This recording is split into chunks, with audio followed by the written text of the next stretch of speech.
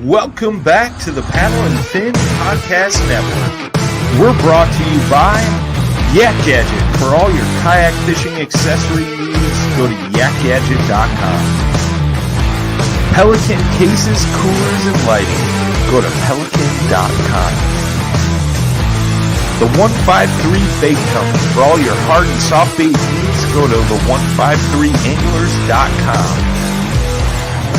Now let's get this show started. What's going on? Facebook Live, YouTube. How we doing? Got a full house tonight.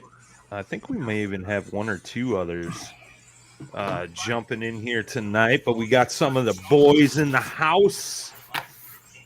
Mr. Randall, how you doing? Hola, muchacho. You still surviving from the old COVID? That's fine. I'm all good. I'm all good. It was dull. It was basically nothing. I'm not gonna say it's nothing for everybody, but Right. We got Mr. Boss in the house. How you doing, Mr. Feather and Fur? What is going on, everyone? Living the dream. Thursday night live. Got a cocktail in hand. There you Go. That a boy. And Mr. Dustin Doo-Doo Nichols from Texas. What up, yo? Yo, what's going on now? What's up, man? Trying to wind down after some long shifts at work.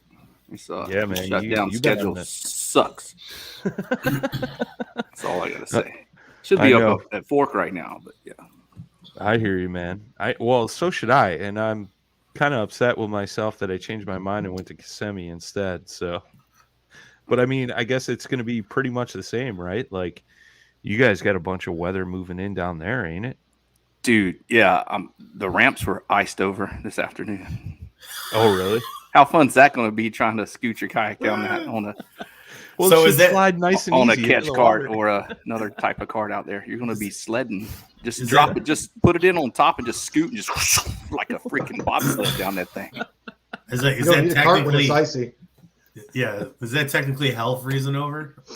Pretty much. Yeah. Well, that kind of leads into one of the topics I had to talk about, because like I've seen a lot of chatter about the weather with Texas and Bass not postponing the event, and then it was the same thing at Kissimmee because day one it was like 20 to 25 mile an hour winds, up to 40 mile an hour gusts, cold temps, and then I think Sunday morning, like the morning was supposed to start out at 25 degrees, and people were like, should they have like postponed or canceled the events? Like, to me, I was like, man up, you know what I mean? But I'm from the north, right? And I think a lot of the complaints were from people from the south. And I'm not trying to come down on you folks, but like, what is your guys' threshold? Because like really with those winds, if you like, I could see if you were trying to fish an offshore spot. True. Like definitely not happening, right? And for the most part, people were in shallow, but I mean, what's your guys' threshold? Like, where like if they're like, "Yep, tournament's on," and you're like, "Nope, I'm out of here." Like, I mean, I was fine with the winds, the temps. Like I said, I'm from the north. Like, I had left negative 20 degree weather, so I was like, 30 degrees, let's go. It's like summer. It's like summer. But I remember it was the first KBF event I fished in Kansas. That morning, it was like same thing, like 30 mile an hour winds. And that's when I met Sam Jones and Alan Reed. And I remember Sam was paddling a Bonafide SS-127. How? I had a motor on mine, and I remember thinking all day, like, Sam Jones is dead somewhere. Like, I saw him in a bay at the end of the day, and he's like, couldn't go to my spot, man, because he was going to go across the lake, and he's like, I tried, I got halfway and like got freaked out and turned around. But like, what's your guys' threshold where you're just like, nope, not even going to go? We'll start with Jay. My threshold, I don't know. As soon as I start moving, I get pretty warm. So I don't know. I mean, too cold on water though. I mean, I'm not a big fan of doing the dry suit thing anyway, so I'd say 45. Well, I mean, you got a lot of know. tournaments that happen in fall where you're getting those low temps. I know we had that up at Yeah. Lacrosse one time for a tournament where I think it was like 30 degrees. It might have even been sleeting in the morning or something, but Yeah. you know, like I'm I not get a, it. I'm not a fan. I mean, we're just so close to the like if I was in a boat, I think it would be a different. I mean, I'd be like, fine, whatever. It can be cold. I've done musky fishing in like 25 degrees, but in a boat. But a kayak, you're so close to that water. Right. And, I mean, not that I've ever fallen over, but, there's always a chance of something happening. And I just don't feel like dealing. Well, and then after watching Steve dump his in the Snake River when it was super cold at one time, of course, he was in a what's called a dry suit. But, I mean, that's not a good time to me. It's just not. Like, I just don't. I'd rather be like in the woods or snowboarding. I don't know. I hear you. I had the same thought on Kissimmee. I was like, man, if I was in a boat right now, I'd be totally fine. Yeah. But like the wind was brutal, but I mean, I dealt with it. I wasn't scared. But what about you, Hurley boss? I'm working on it, man. I got an answer for you. I've almost got it done. I'm gonna share a picture. He's like he's working on it. No, he's like, I am. When I had to break through like 3 inches of ice. Yeah, he's like the most north of all of us. But this answers the entire question. Oh, is that cold enough for you yet? Yeah. See, I'm like, Oh, I don't know, man. Yeesh. I mean, breaking ice in the morning. I mean, I'm a duck hunter though, right? So I'm not out there fishing, but I'm out there duck hunting, and I mean, breaking ice in the morning, snowing, wind blowing. I mean, it was actually relatively calm that day, but I mean, I don't know. I just send it. I just send it, eh? Send it. Yeah, bud. What about you, Dustin? Because you guys got some big open water down in Texas, man. Hit or miss. I mean, I've held that tournament. I went up and fished in for Northeast Texas Trail on Athens. It was 27 that morning when we launched. I mean, but there was no wind. That makes a hell of a difference. Not dealing with the wind chill. And the water was still 61. That was a real early front. They got pretty cool for 1 or 2 nights. I see no problem with that. But when you're going to wake up, like I said, the ramps are freezing over. There's ice down the ramps, and you're going to play slip and slide with your kayak. That's not fun. Or that's not fun having a vehicle go into the water or something like that. Well, yeah, that's huge, man. I've seen videos of that, especially up north by Brad, where like guys are like going to dump their boats into the ramp, and from the previous day, boats have gone in and out of the ramp. Obviously, trailers dropping water on the ramps, and then like the next day they go to back down, and it's just a sheet of ice, and truck, trailer, boat, all in the drink. Yeah. See, our water temps down here have had a little bit of a yo-yo effect, and then the inshore waters fishing. I mean, we saw some mid 40s and stuff, but I've launched, with it 30, 32 with a little bit of wind and not been in a dry suit. Yeah, call me crazy, but with lows in the teens and water temps in the 40s, if you fall out of your boat or run into a stump and go into the water and don't have dry clothes to get into within probably 20 minutes, you're dead. You start going into hypothermia. Yeah, I taught water survival in the Marine Corps. And remember, it's not going to be pleasant when your body locks up and you start cramping up and you start going into hypothermia. Yeah. It won't be. I'm not saying, everybody say, whatever. No, that stuff will grab a hold of you. Yeah, quick. But didn't we have a talk one time? Like, your threshold's a little different, I think, than most Southerners. Yeah. Like, when do you put on the NRS boots versus not? I'll put them on when the water's below like 62. I'll still wear my water shoes when the water's 62, as long as it's still the air temp's about 62 or 65. See, it's still pretty cold. Yeah, I surfed without booties until it was about 57. I'd have a wetsuit on, a 3-2, and I'd have no booties on. like to feel my connection with my surfboard. I can't stand surfing in booties. I would put it off as long as I could. That's a whole nother level of being in the water. Did not handle it in the water. Yeah. We'd have like a hood on. It's got like little muff in there. It's like, oh, Jesus. Yeah. That just sounds so much fun. I mean, do whatever you got to do, but you know, be nice to have a dry suit and have plenty of layers and have a bug out bag with something to start a fire if you have to. Yeah, for sure. An extra pair of clothes and like one of them emergency space blankets or something. Yep, some hand warmers and stuff. Definitely have one of them in my boat. We got Justin Faircloth in the chat. He says, "What's up, Dustin Nichols?" Oh, what's up, Justin? Yeah, it's unique, man. Like I've just seen a lot of chatter. Like early beginning part of the year, man, you're gonna have sketch weather, and like as a tournament person or as a tournament director, like where do you draw the line? And that's always up in the air because say you postpone the tournament or whatever, like then you get the complaints. Well, I took time off. I'm here.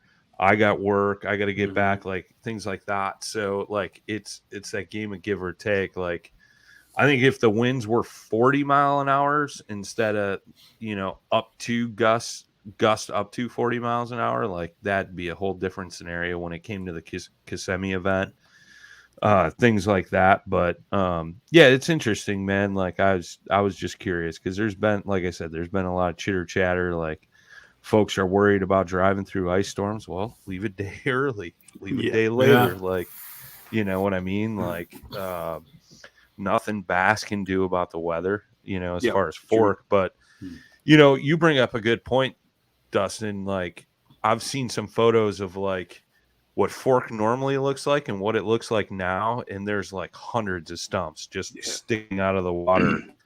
And, me and Dan were talking about it on the fantasy show last night. Like the over under on the number of Hobie fins that are going to be busted, and the over under on the number of XI3 props and Torpedo props getting busted up. But yeah, I think it's going to make for a unique situation down there. But with the water levels low, man, I mean, super low. Everything I've heard, like fish are pretty schooled up, and they're chomping. Somebody will find them. They're going to put the hammer down on them for sure. Yeah, hell yeah. But just like you were talking about Kissimmee, that those gusts were 40, and I'm sure that wind down there played a factor in people readjusting their launch sites and readjusting their areas they were fishing, or they just battled through the wind, which apparently in the morning wasn't near as bad. It kind of picked up throughout the day and kind of switched around and got some east in it, so it kind of did some weird stuff. Yeah, it got pretty gnarly about 9 o'clock, I think it was. But yeah, I mean, you look at day one, I think half the field zeroed, and a lot of people caught 1-2 fish.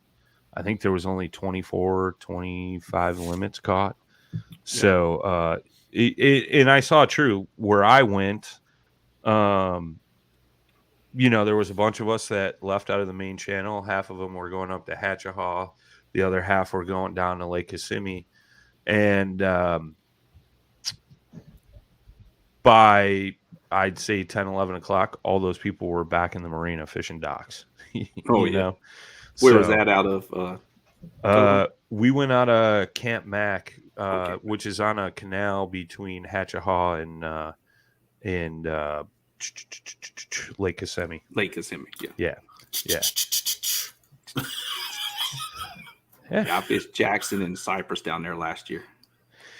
See, I know a lot of the big names were fishing around those two lakes, Cypress and Jackson. I know the one day I went up and fished Gentry on the way back to Camp Mac, because that's where we were staying. Yeah. I passed a lot of those folks, and I know Jimmy pulled into the ramp at Cypress and saw like Cody Milton and a few other folks. So yeah, they were kind of fishing up in those areas. So that lake had some good stuff. I really like that. I just wish I could have got on a more decent bite. Kind of moved out when I found them in the deeper grass. Well, like we talked about last week on the show, I was told before I went down there, the problem with that whole chain of lakes is everything looks good. Everything looks like it holds fish. It does. And it's definitely not true, or definitely is true. But those fish were kind of scattered about. But yeah, man. So interesting stuff. But real quick, man, we kind of skipped over some announcements. I was just on the phone with Susie, who runs the Fantasy Kayak Fishing League. She does all the work on the back end of things. Right now, we got over 160 teams signed up. 160 teams signed up in that. And I forget who it was that just came out with an astounding lead of like 30-some thousand points because he had a bunch of the big finishers. But if you guys aren't signed up yet, if you're listening on the podcast later, the links will be in the show notes. I'll drop the links in the chat right now if you guys are watching live. You guys can still get signed up if you haven't seen all the info. The link I'm going to drop down here, you can go there. There's a video with all the info and stuff like that. But it's just like fantasy football. You can change your lineup every week before each tournament, pick the folks you want to win. And yeah, man, it's a lot of fun. There's prizes up for grabs and things like that from Pelican, who's the main sponsor for that, man. But are you guys got teams? I'm sure Jay doesn't because he doesn't do anything. Nah, I didn't sign up. What are you waiting for, bro? Damn turnaround. My schedule's all jacked. You can sign up now, man. It's not too late. The season's split in 4 quarters. Oh, cool. I'll sign up for the second quarter when it comes around. Well, you can sign up now, bro. We're going to make you do it now. Right now. He's like, right now. Right now. I'm just kidding, man. We'll talk to Brad right now. Brad. But if you guys aren't signed up, get signed up. I know I kind of epically bailed because I forgot to pull Catherine Field out of my lineup. But I did have a few people like Casey Reed and stuff cash some checks, so I got some points for that. But and then the other thing is April 2nd and 3rd, we got our big powwow down at Dale Hollow Lake at Eastport Marina, and 2-day tournament, $80 entry fee. You're more than welcome to come early. I know a majority of the paddle and fin folks will be there early as well. And staying through the weekend, we're partnered up with Central Tennessee Kayak Anglers for that event. And if you guys sign up by March 1st, Eastport Marina is going to give you free camping. And then also they're going to pull 6 names for free houseboat stays as well. Right there at Eastport Marina. You could stay on a houseboat, get all your lodging for free. And then if you stay all the way through the awards, they're going to do a drawing at the end of the awards. Somebody's going to win a 3-night stay down at Eastport whenever they want to go down there. So if you guys ever wanted to fish the wonderful lake known as Dale Hollow, world record smallmouth, lake holds giant smallmouth as well. You guys could get signed up, get some free lodging and all that stuff. So I will drop Jay dropped the links down there for info to the marina and the Tourney X where you can get signed up. I want to address this too. D. Andrew Watson said, had a little trouble seeing the spreadsheet attached on Fantasy. Maybe a mobile thing. Haven't tried desktop yet. The spreadsheet should be updated on our website. If you go to paddleandfin.com/fantasy, that gives you all the stats from all the events last year. But also, it does work better on desktop versus mobile. I know a couple of folks have had some issues with that, but hopefully that helps you out, Andrew. But I know it was down for some reason for a couple of days, but I did get it all updated on the website, and it should be a lot easier to use and see. Just dropped a link in the comments. There you go, Jay. Good job, Jay. Jay's finally doing his job. I'm really impressed with Jay tonight. Like, he's a man on fire. Like, dropping links like it's his job. Well, that's the only 3 I got to do, so I'm good. right there. Yeah, buddy.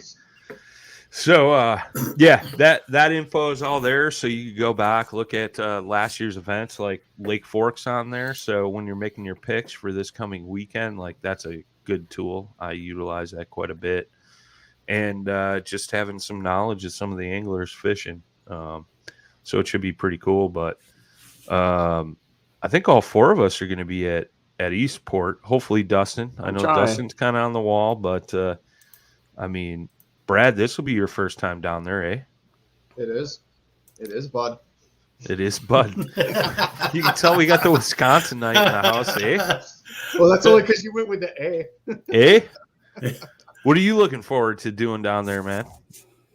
It's going to be a good trip for me. I mean, it's going to be fun. I've never fished the lake. And then afterwards, so it kind of just rolled into like a really weird chain of events for me. I took a new position at work. I started that this Monday. So now I'm invited to our national sales meeting, which is actually in Nashville, Tennessee, starting that Tuesday after our event. So I know, right? So I'm going to drive down there. I'm going to fish. Then I'm going to meet up with some of my coworkers, and we're going to go on a hog hunt down there. We're going to hunt Russian boar, and then I'm going to jump into a sales meeting. So it's going to be a whirlwind, man. I'm looking forward to catching some fish in some open water, shooting a hog, and then going and networking. Nashville's pretty fun too. Well, Nashville's a good time. I've been there a couple times. It's not that bad of a drive. I don't know if I told this story last week. So on my way to Kissimmee, I had to drive through Nashville, and it was I'd say it was probably about midnight or so.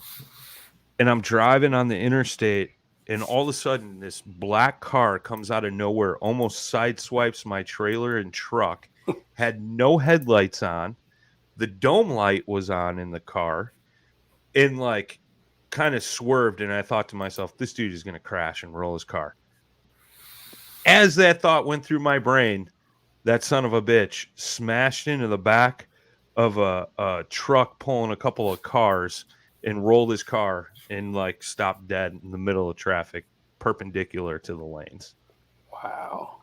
I was like, holy shit, I almost just died. You think he just stole it and was like, just boom? I don't know, man. I don't know if he was like trying to shoot up, spark up a doobie or what he was doing, man. Because like I said, the dome light was on, but like no headlights, no tail lights, nothing, and was like just swerving all over.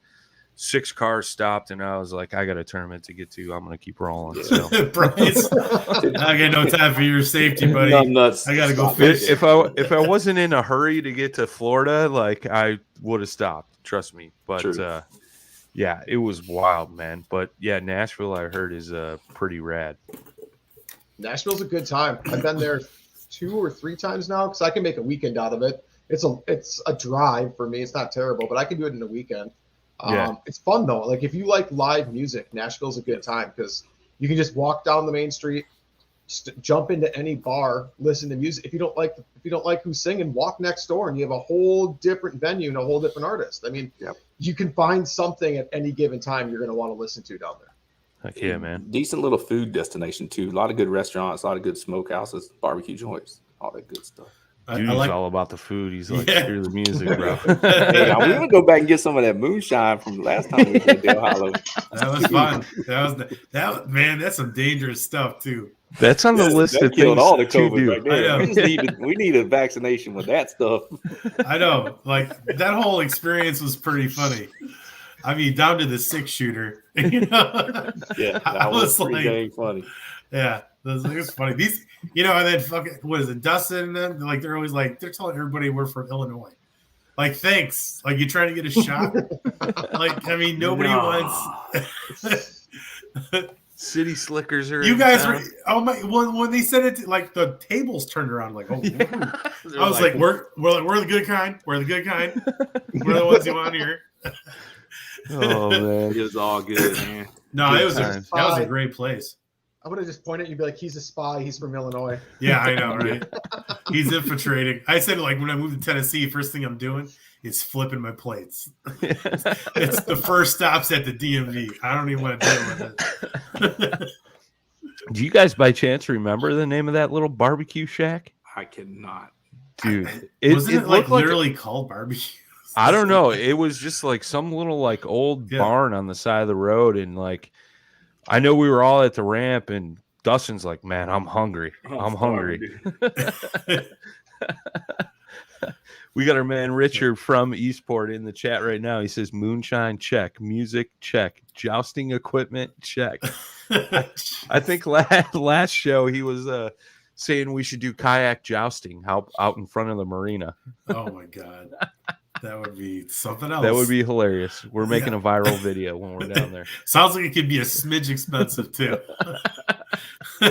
But no, man, that place was awesome. Like, I love those little hole in the wall joints that you find on the road, like going fishing tournaments or fishing destinations. And I know Dustin was just like, "Man, I got to eat." And I was like, "I think I saw some little barbecue place back up the road." I'm looking it up right now. We all walked in there and definitely turned their heads because they knew we were from Tea House Barbecue, Country Cooking. Is that what it is? Was that it? Yep. It been by Fairview. Yep, that's it. Yep. Yeah, because we came down at we went by the fork. We launched at Willow Grove Marina that day.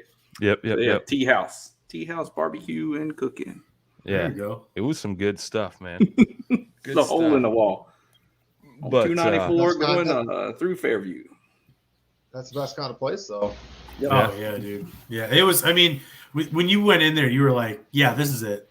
You know, you're like, "Yeah, we found the place. We'll be good." You could tell a good barbecue place when you walk in and like you just smell the smoke. Mm-hmm. You know, from them smoking meat all day. It was pretty apparent. I think you could even smell it out in the parking lot, but it was good stuff, man. Yeah, that's a really good time. It was a good day. In Wisconsin, they call those supper clubs. Yeah. Yes. Let me just make you an old fashioned while we're down there. Yeah. That's what Wisconsin's known for: supper clubs and old fashions. How about muskie? I mean, come on, muskie, grouse. I mean, we're known for other stuff other than just food and booze. Which nothing wrong with food and booze. I mean, what else do you do all winter long? I mean, I wonder, one of you guys could probably Google this. What state between Missouri and Wisconsin has more beer breweries? It's got to be Wisconsin. Isn't that like because Missouri is like Budweiser and all that. Colorado's probably got more because of all the microbreweries. I was going to say with microbrews now, maybe even California might win this now. I don't. Yeah, but California doesn't count. That's like a whole nother country. Yeah, what about Shane? I don't know. Who's that guy? I don't count Shane in that mix. He's a different breed. Yeah. But no, it's interesting. Hold on. What time is it there? Is he still sleeping? Like, have they even woke up over there yet? No, it's only 5. Yeah, it's 5:30 out there. So Brad was right. It looks like. Wait, hold on. Do I need to take these off? I know, right? Yep. It's not your wife telling you this either. California's in the lead. California is number 1. Yep. For breweries? Yeah. Wisconsin is down there 224. Missouri has 150. Texas has 364. Florida 368. What's number 2? You're on the same list I'm on. New York. Yeah, I just looked it up. Google craft beer. New York is number 2. Craft beer breweries in the United States in 2020, so it could have changed. What about major breweries, though? I don't know about that. Well, you didn't ask that. I didn't. I just said craft beer. For well, you got PBR. You got You got Leinenkugels. You got I like that. I like Miller. that Shandy's. Miller up in Wisconsin. Summer Shandy. You want to know a trick about that? You take a summer shandy and a berry weiss, right? And you mix the two. Is that how it goes, Brad? You're Wisconsin, what do they call that thing? Hold on. You think I drink shandy? Not against you, not against you here, but no, man, it ain't happening. I'll drink it in the summertime when it's hot that's hell good down stuff. here. When Yeah. it's 100 degrees down here, I'm I'm pretty sure it's a summer shandy and a berry weiss. You mix the two together, and it's pretty tasty. Well, there's a name for it too, and I forgot what it is. A berry Okay. shandy. One of our breweries down here has it's some called something else. damn good off kilter fruit. They got a grapefruit one that's pretty dang good. Nice. It's good in summer. It's refreshing. Those Arnold Palmers, man. Yeah. And he's like, no, I don't drink summer shandy. Hold on. I don't drink shandies. I don't. Yeah. That's not my beer. Yeah. This isn't a beer. This is a malt. Crack your Zima and drop a Jolly Rancher in a bucket. If they brought back out them clear bottles of Zima, I'd buy a sixer. Hey, I would too. I'd put the dang green apple in that Zima and chug it. I'd drink a 6-pack of them and be down. Damn. I'd even put it in my Yeti cup whatever kind of cup it is. I put it in there and take it on the kayak. What you got in your Yeti today, Doo-Doo? Little Zima. What you got in your Yeti today, Doo-Doo? A little Zima and apple. What you got? Zima apple. Oh man. You're like 12 or 24 ounce. 24, bro. 24. Big daddy. Double. Back in the day, it was like we get the quarts of Bush. He's like, I got some Boone's Farm waiting at the house when we get back there, too. 99 cents for a quart of Bush. You talking about drink 6 quarts of Bush and you were trashed. The old Bush latte. That's like Duke over at Catch, man. His beer of choice is Hams. Hams. Oh, yeah, Duke God. is a big Hams drinker. Yep. Yeah, man, that's funny. I remember Natty Light. I'll kill some Natty Light off for sure. I remember it was after one of the Chicago fishing shows. I think it was like me, Susie, Dusty Yacker, and Duke. Maybe somebody else, maybe Rodney or somebody. And we were going to all go get some dinner and stuff. And Duke's like, I got the spot, man. They got Hams and mega mugs on draft. And I was just like, oh, my God. Yeah. I woke up the next morning before the show, and I was like, I know why I don't drink Hams. This headache is going to be at that point, today. Hams headache. At that point, like PBR is like the higher end. Yeah, exactly. Even Miller High Life is like Oh my Hams. God. You gotta love it. I think I'd drink a Keystone before I drink Hams. Oh, I agree with that statement. Keystone and Coors Light kind of taste the same. Old Milwaukee's best. Oh, man, the beast. Yeah. For sure. Oh man. But We're off the rails. good times. Looking forward to putting a few back with you boys down there at Eastport, man. It was a good time last time. I'm really looking forward to try to go back, try to coincide with some fresh plastic pickup from the Jackson factory. That would make it worthwhile. There you go. What are you going to be getting? That. A U-pick and a. And he can't say. All right. Yeah. Yeah. I don't know. I just like making noises on the podcast. Yes, me too.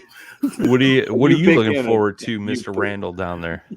I don't know. Just kick it in Tennessee, man. I love it out there. And that's a great location. Yeah. I mean, as we all know, it's out of the way, which I really dig. And I mean, with all the cabins and everything and just everything that's around there too. I mean, if you need to go to like a bigger store, I mean, you got like 20 minutes to go. It's not too bad. Yeah. But the lake and the river is just amazing out there. It's just a good time. It's an easy way you just forget where you are. That's what I like about that place. It is. It definitely is. It's crazy dragging a trailer for all the switchbacks though around the bluffs around the lake. You see the bass boats going. I'm like, man, let me get by you real quick. Yeah. I wouldn't want to drive there in the wintertime. I know that, dude. For sure. Like driving those roads out there makes me want to have like more of a like mid-sized truck than a full size. It's just too much. Well, that snowstorm that rolled through there. If you go on Esport's Facebook page, they had a video of all the snow falling, man. It was pretty awesome looking. But I know they had also posted that do not attempt to go down the hill towards the marina. It was iced up. That's a pretty steep hill going down. Dude, that is the a boat serious hill. Yeah. You get any ice, you're screwed. Yeah. That's a straight ride into rocks. Yeah, I know. I have the spike tires and stuff. Oh, dude. I talked to Richard, and he's like, yeah, we had a snowstorm one time, so I went and bought a snowplow for my four-wheeler. It sat in the garage for he's in the chat. He said, Jay, we already gave you a discount on the wedding. No need to suck up. Oh man. Yeah. But he's like, yeah, this Bell's playing. the snowplow sat in the garage forever, and then they finally had to get it back out. But yeah, Jay likes it so much he's getting married there, tying the knot. Hey, I mean, yeah. I mean, you know, it's funny because it's actually the girl picked it. So I was like, Yeah, I showed you her, had no influence on dude. that. I know. I showed her the barn. I showed her the barn. And she was like, I'm in. I'm in. Let's go. That's awesome. When's the date? March 23rd to 23. 23. March 23rd. Really? Dude, you've met her, so you know. Really? 3/23/23. Oh, I man. remember it. It's a numbers thing, dude. Man, we got Naughty Fish Martinez in the house. What's up, brother? Hope you're well. He's in Virginia. He's a long-time watcher, listener. Shout out to him, man. Go check out his social medias. Yeah, man. Anybody got anything cool coming up they want to talk about? Well, aren't we going to do some hard water fishing? Oh, Yeah. Right. We got coming. Jail Folks coming up. Yeah. Like a little known singer out there in Nashville. Yeah, exactly. Jail's good. Go check out Jail. He's got some good stuff. Yeah, man. put on a Yeah, good show down at he's coming up. We were at Dale Hollow last time. Yeah. Yeah. Maybe we could get Brad to come down. I was just say I'm an hour away and I didn't even get an invite. I see how this is. What are you talking about, dude? I told you it's for the birthday, bro. Nah, man, Yeah. you haven't told me a thing. 2 weeks. I swear to God, I told you on the That's phone. his birthday weekend, dude. I haven't heard a word about it. You go back and check your messages. Yeah. Yeah. Well, Brad, since I guess you can consider this a formal invite, let me invite you to Brian's house.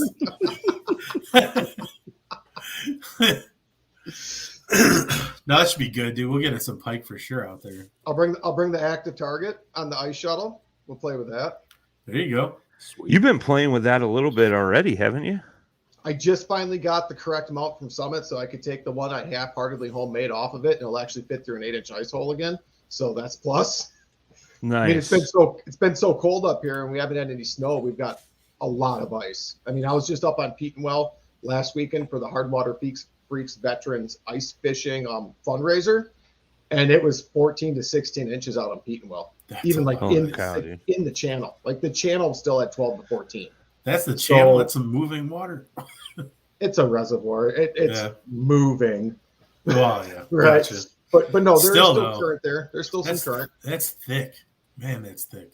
So my homemade mount, like I had to like tip it down to get it through the ice because it sat so far off the pole, and I couldn't, like, with the ice that thick, I couldn't even use it. So I'm excited I finally got the right mount from Summit so I can really try this thing out and really try to dial it in. When you did use it, how'd you like the picture from it? Like compared to what you've used Panoptics before. Like I had the original Panoptics. I've used Live Scope. I like both. There's features I like on Garmin. There's features I like on on the Active Target with Lowrance. The one thing I like is I feel like you can get a really good picture, and there's far less settings to have to mess with. on the Lowrance unit? On the Lowrance, there's just less settings overall, and you have less messing around as you change like depths and water clarity and everything else to get a good return. Like it's more automatic. You don't have to just fidget with it as much to try to get those good returns. That's cool. That's cool. Yeah, I know we all saw in Shane Lamont, Bass Thumbs Fishing. He released his video of his kayak rig setup. He's got 2 7-inch HES lives on his kayak now, and one's for the Active Target, the other one for other side scan and all that crap. So it's pretty cool, man. Go check that out at Bass Thumbs Fishing on YouTube. It's a pretty sick setup. Hey Brad, look at your phone. Did you find that in the chat? No, I just texted you to invite you to come down in a couple weekends to go ice fishing for my birthday.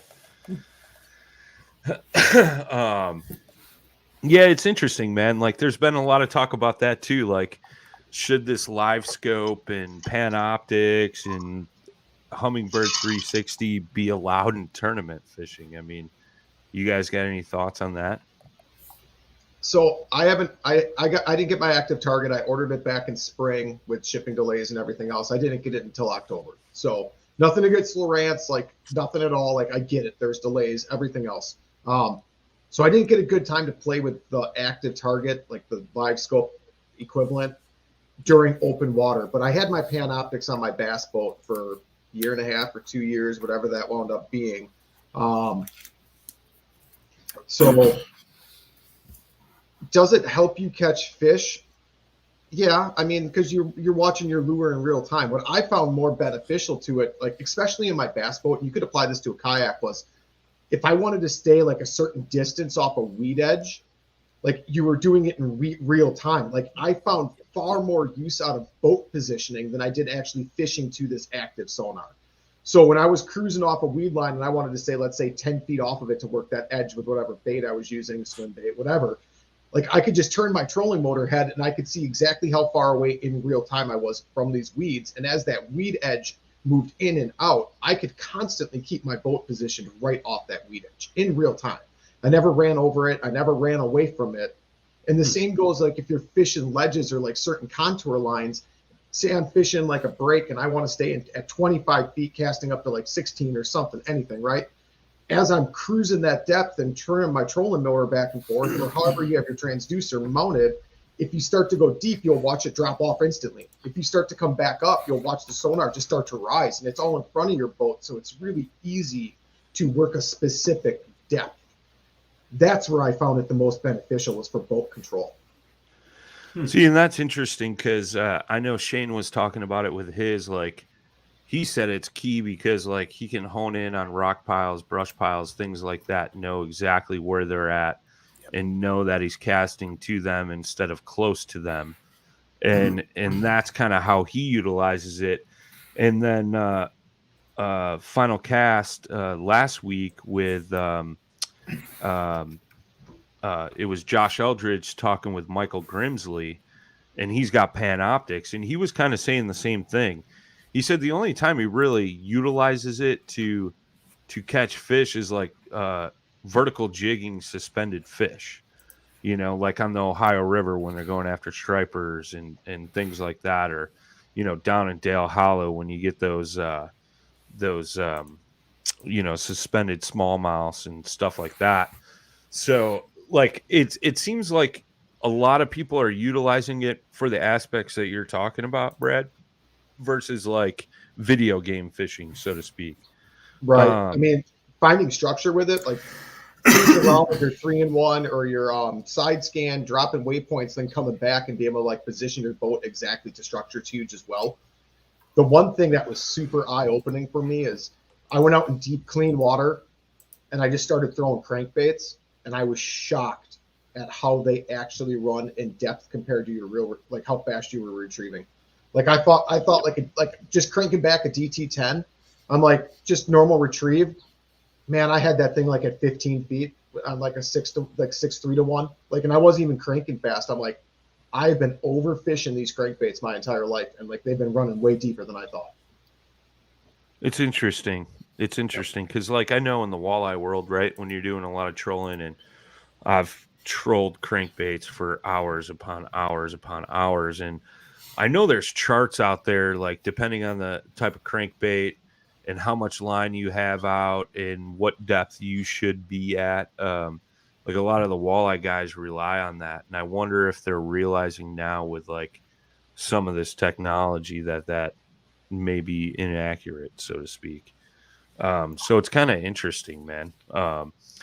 I you know, my thoughts and feelings on it are fishing and gizmos and gadgets are going to never stop evolving. Like, how are you going to stop it? And, you know, for like tournament fishing, like how can the tournaments complain? Like, you know, you got a BA tournament when you are having guys catch these huge bags or huge limits of fish on putting them on the boards because they're finding fish, you know, like people draw to that. Like, yo, you know, KBF had this tournament over here and they had so many limits over 90 inches, or like, what was that one in Texas last year where there was like The top Trinity 10 River. had over 100 inches or something, like, people draw to tournaments like that. You know what I mean? But I don't think it necessarily hinders it. I think a lot of people complain because they can't afford some of that technology right now. But I mean, it's like anything, right? Like, as it evolves, it's just going to get cheaper, hopefully. But then the next new thing will be out. You know what I mean? I mean, part of it comes down to your fishing style too. Like Brian, you and I have completely different fishing styles. I'm a shallow water guy, always have been. That's pretty much useless for a lot of what I like. For me, my go-to is always a shallow water. I've always been a fan of fishing shallow water and active target. I mean, yeah, there's ways to use it in shallower weeds to pick into like different weed pockets, but overall, I'm not even looking at that. Yeah. If I didn't ice fish, I probably wouldn't own it, to be honest. I mean, just for how I fish, because I'm shallow water fisherman, I wouldn't own it if I couldn't also utilize it on the ice. Got it. I got it. Dustin, you got any of this fancy technology stuff? No, I'm eyeballing Dude's it. like, sure. I got like a Helix 4, bro, from like No. 65. Like, I don't need none of that. No, I run an Element. You gotta 9 replace HD. I you use gotta the side replace the scan a lot paper. for saltwater, for chasing, structure for bigger speckled trout, and picks them off here and there. But it's works for what it is with a side scan down vision. Yeah, you've been running that Raymarine for a long time, right? Yeah, Yeah, a year and a half or so. Yeah, You I don't got my hear it. settings dialed pretty good. I'll make it work. But yeah, I've been eyeballing those Garmins for sure. Yeah, Definitely yeah. looking those. I like the picture on those. I like the ease of the settings and stuff. I messed around with some, and they're catching my eye for sure. Right on. Jay, did you ever set up your Lowrance? No, I still not in the yet. box. Still in the box. It's a nice one too. That's funny. This is a great question. D. Andrew Watson says, "Is side scan useful in shallow water? I got a Raymarine Dragonfly right now." Jay, I mean, Jay, yeah. it depends how shallow, I guess, right? Yeah. I mean, are we talking like 5 feet? I mean, it's shallow. I mean, it's useful there, I think. And two, like a lot of people max it out. I've read that going about like 30 to 60 is probably the best for detail and almost real time reaction. 30 to 60 feet out to the left and right. You're Yeah. talking? Yeah. Yeah, because That's a lot of guys, because it'll go to like 120, and that's just It'll reach out. I mean, you can do that, but I think that's more for like if you're using the boat. Deeper water. Yeah, deeper water, you're using the boat, you're going to see a lot more. But, in a kayak, I mean, and you can set those to scan at the speed that you're moving. Yeah. Sure. So, and that's pretty key, as to the operation of that as well. So I think I would say like for me, shallow's 5 and then 30 5 to to 12 feet foot. up. Yeah, that's what I mainly use mine in. I run it 30 foot or 40 foot on each side, and I use it for old, pylons and use it a lot for oyster reef, deeper oyster reef, in that kind of 4 to 7 foot range. Okay. Pick apart some shell with it, find the ambush points, and find the fish. He's saying DeAndre Watson's saying 5 to 12 feet, and I totally agree. Yeah. Like, you could definitely utilize that. Oh, yeah. And I think too, like, it depends what your bottom's like too, right? Like, if you're in a big weed flat and 5 foot, you may not see much. But if you're in like a sandy bottom area and you're looking for weed patches, like, yes, that'll be a good sparse thing. patches and rock potholes piles, or the ditches. Yeah. I mean, you could utilize it a number of different ways. It's just going to all matter, I think, on kind of what your terrain is and what your lake bottom's like. But I usually run my Garmin at 70 feet out, and I still usually get some pretty good detail. If I really want to hone in, I'll go a little less, like you guys are talking. Or if I'm like on a new lake and I'm just cruising around, I'll go out to 100 feet. So that way I can I'll like cruise some like depths and that way I could see to the left and the right, or if I'm looking for like weed lines, something like that. So, how about you, Brad? I've always ran mine normally triple depth. So if I'm in 5 feet, I'll run it 15 to 20. If I'm in 20 feet, I'll run it out to 60. If I'm in 40 feet of water for whatever the heck I'm doing out there, I'll run it like at 120. That's kind of been my rule of thumb to try to get like the best return and image possible. Okay, that's interesting. I haven't heard that one before. That makes sense. I can see that. Yeah, but what are you going to see at 15 feet? I mean, hell, you could stand up in your kayak at that point and probably see. But I mean, with how sides. But I mean, when you're in 5 foot of water, I mean, you're not going to get a return bass set really, anyways, though. Yeah. At least not a readable return. Yeah, I can kind of see that. And is the water always going to be clear? That's true. Also, That's true. You know what I mean? So it's like rare that we even see clear water. I mean, unless you got a really like rocky, sandy lake. I mean, you got any kind of mud there. You know how that goes. He's asking, is a grassy bottom looking for cleaner patches? Yeah, I have no problem with mine. 5 to 7 foot of water, reading out the 40 foot, finding those clear patches in the hydrilla or in the milfoil. Yeah. Yeah, I mean, I think you're looking for areas like between those grass patches, you know, is kind of what he's referring to, or if you're in an area where there's no grass and there's just little sparse patches, like those things will show up. A lot of fish will hide in those areas. Yep. So I mean, and like, let's not forget too. I mean, even though we're just talking about side scan, if you run sonar and down scan at the same time, you're going to get more detail on, you know, in the weeds, right? You're going to get the height of the weeds. You're going to know if it's super hard bottom versus, a rock bottom versus like, mud and everything. I mean, there's a lot you can get out of that too. I would use them all in conjunction with each other. Yeah. Then when you learn how to read it really well, then you can pick up the shell beds and everything too. Yeah. And I'm no expert, of course. I mean, I'm kind of like middle of the road with it. But I mean, I know there's people that can take the same one I got and, or the one I had rather, and, make it the picture look amazing and to be like, oh, that's this. And then that's that, Yeah. And Armando is in the chat. He brings up a good point. He says Garmin, you could run at either 400 or 800 hertz. Yeah. So that'll give you better depiction image as well. Yeah. Which is cool, man. Yeah. Now with the new UHDs, I mean, you're up over 1,000 hertz. Yes. Yeah. For Garmin.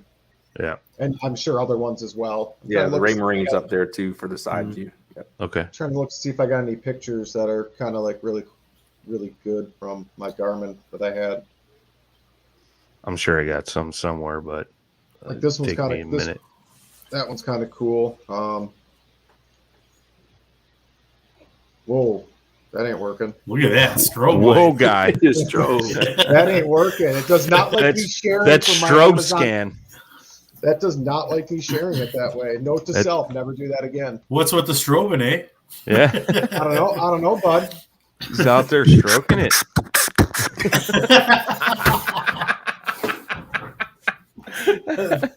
Getting that club vibe down as you're side scanning across the water, eh? Oh, that's funny. I mean, this was one of the first images I got before I started even play. This is all on auto settings when I went to the UHD on Garmin. Yeah. Oh yeah. Dude, you're a nerd when you got a picture of your own scan. Yeah, man. What was that scan That's of? it. Was that rocks or was that grass? That's rock. Here, That's I'll not share it bad. again. Yeah. We'll share it again.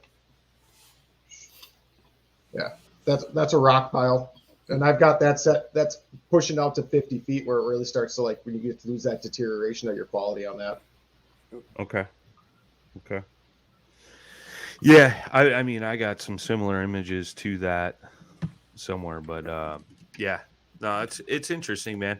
Like I love finding like one of the biggest smallmouth I ever caught was because I saw a rock pile in, I think it was like 25 foot of water down on Table Rock. While I was side scanning, I stopped, turned, pitched a jig to that rock pile and caught it was 20 and a half. Yeah, 20 and a half inch smallmouth. That was big bass at the tournament, right? Yeah. But had I not had that side scan on and seen that rock pile, I would have blown right past it. That's clear water, but you can't see a rock pile in 30 foot of water, or 20, 25, whatever it was.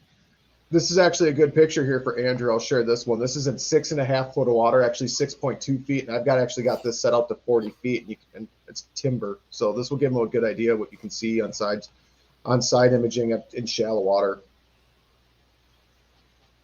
Yeah. Yeah. Yeah. You see it, and I mean, it's perfect. Yeah. So is it useful in shallow water? Absolutely. Yeah, for sure. Heck yeah. Yeah. And I would even say too, I mean, like I remember using side scan more in deeper water, though we're talking around 30 feet.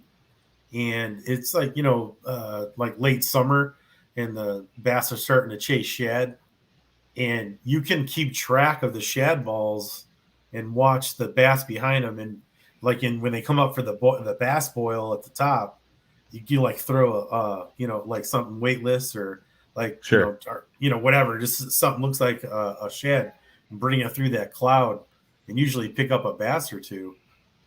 So, I mean, that's another way to use that side scan. I mean, 30 feet is kind of mid-range, I guess. Sure. But you in a kayak, you can just start going in circles and watch where they're coming. And then once they come in casting distance, dude, it's fun. I mean, we only get to experience for like about an hour. Right. It's like maybe 45 minutes to an hour. You can actually enjoy that. And then it just goes away. Yeah, I had that experience once. It was a year later on Table Rock Lake, and there was, shad spawns going off in the morning, and you could see those balls and the smallmouth coming up through them. One another big bass on a smallmouth, just throwing a kai tack into those balls and letting it sink a little bit and slow reeling it in, and then those fish were just coming up and hammering it, dude. So. I mean, you could see all kinds of stuff. The biggest recommendation I would say is like, if you're getting a new unit, whether it be Garmin, Humminbird, Ray Marine, whatever, go and watch a bunch of YouTube videos on like settings, what images should look like. So that way, you know what you're looking at when you actually see it on your graph on the water, man. But yeah, I would definitely like do that. I know there's like a ton of folks out there on YouTube that like totally geek out on the settings and we'll go through and show you images so you know exactly what you're looking at when you're out there on the water, man. That's huge because I know when I first got my Garmin, like 2018, 2019, something like that. That's what I did. I went and watched a bunch of videos so I knew what I was looking for. And now it's just like second nature. I've been using it that long. And I will say, man, like when I upgraded to side scan, and that's why I had bought the Garmin initially, like it changed the way I fished and it gave me more success on the water because I could see those things I was actually looking for. I don't know if any of you guys have like same experience, but. I mean, okay, good story. Like you go to a new lake or even your home lake, right? And you don't have any of these tools to like find, like especially when you start talking deeper water. Sure. Trying to find the rocks and timber, or like if you're fishing like an old like a reservoir or some sort of dammed up lake where it's got old like logs that they like right. Culverts, we were fishing.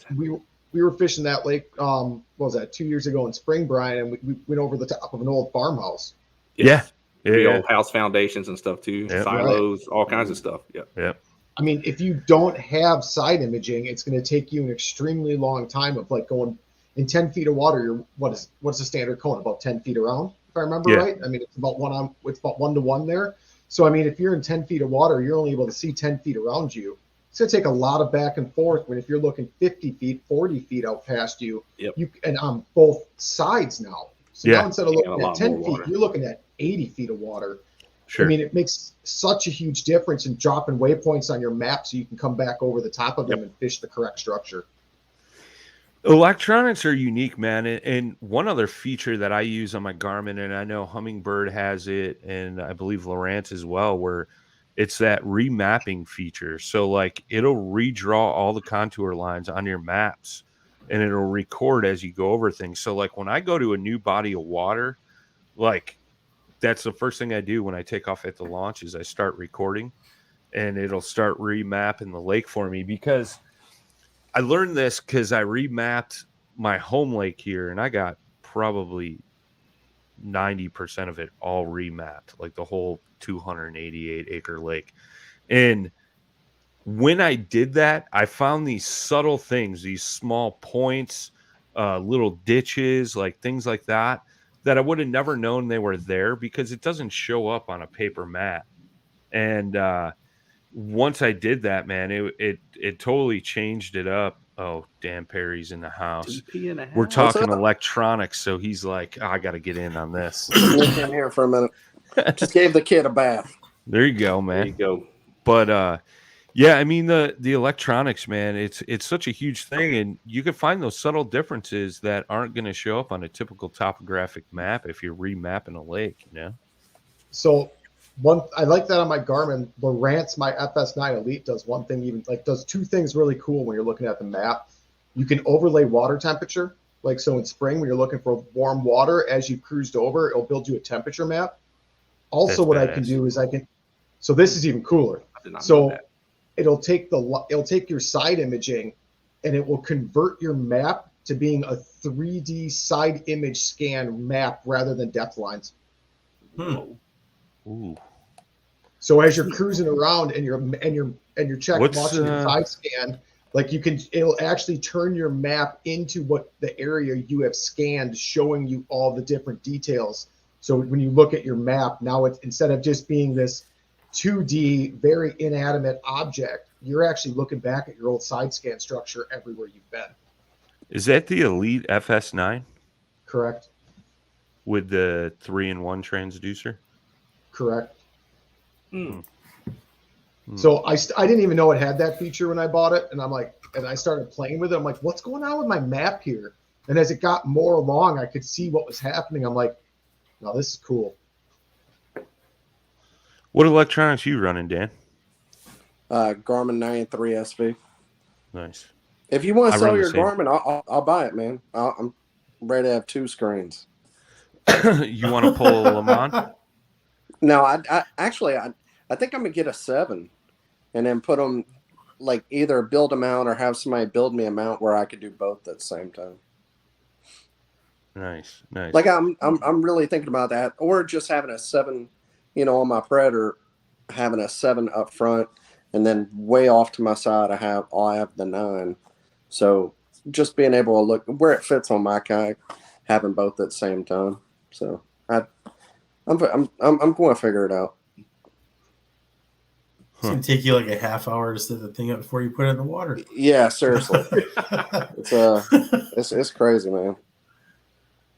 Yeah, the Lowrance Elite FS9 with the 3-in-1 is retailing for $1,350.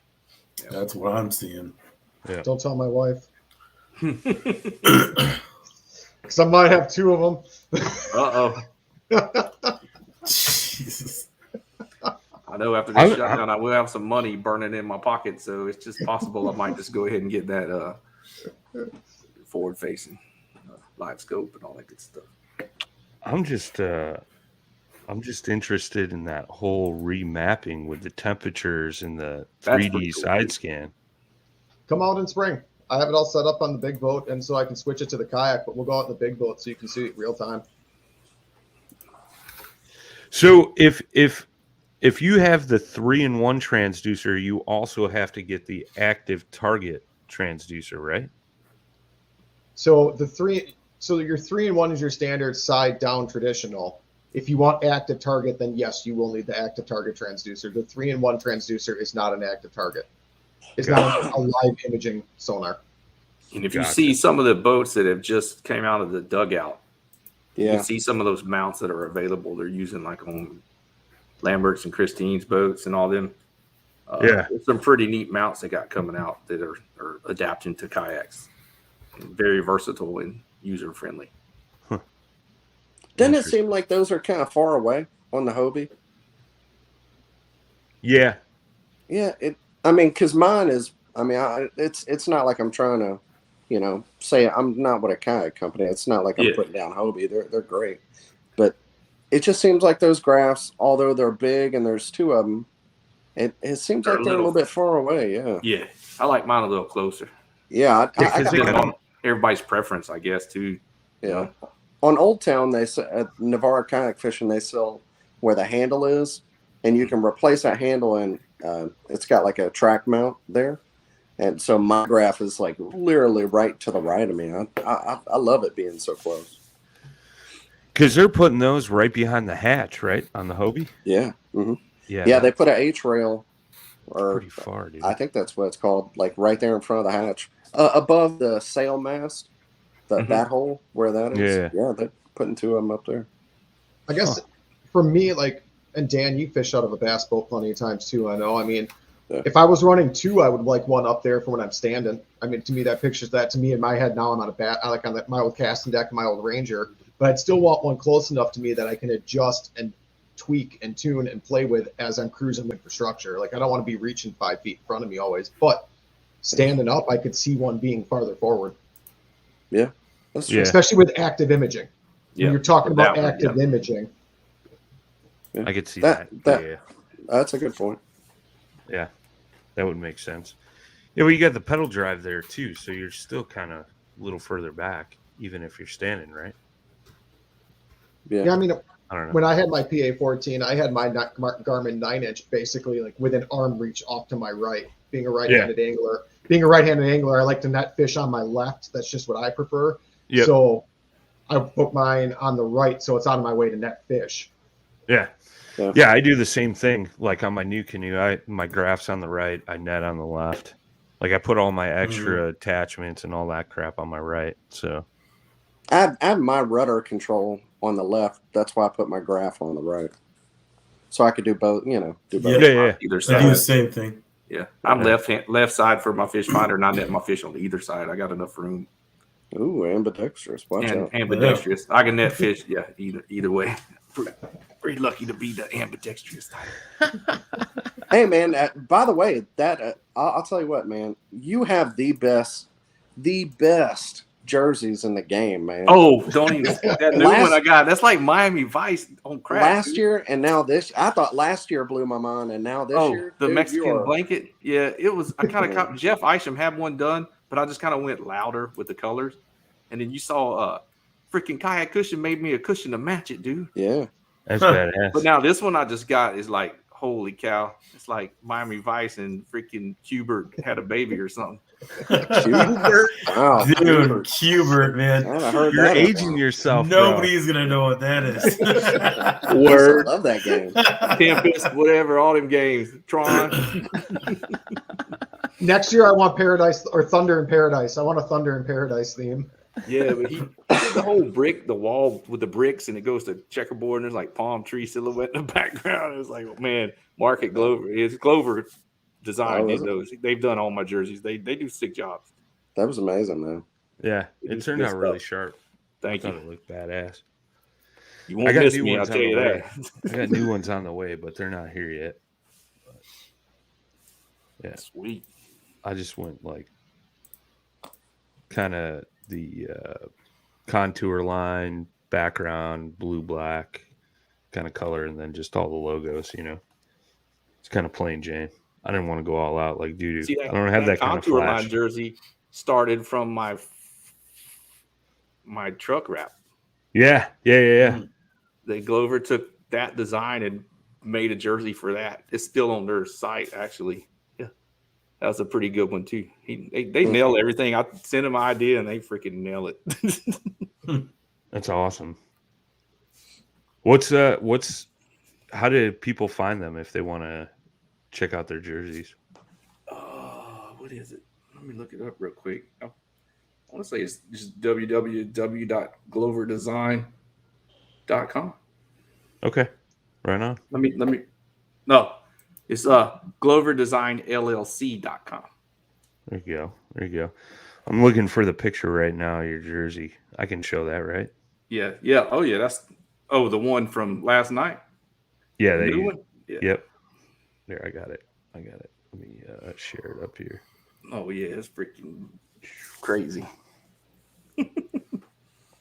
Bam. That's like some graffiti art right there, bro. Yeah. And look at the name. It's like pink airbrush. Yeah. Wrong way. Pretty crazy. Yeah, that turned out awesome, man. Good Different. Extra is what my wife says. Extra.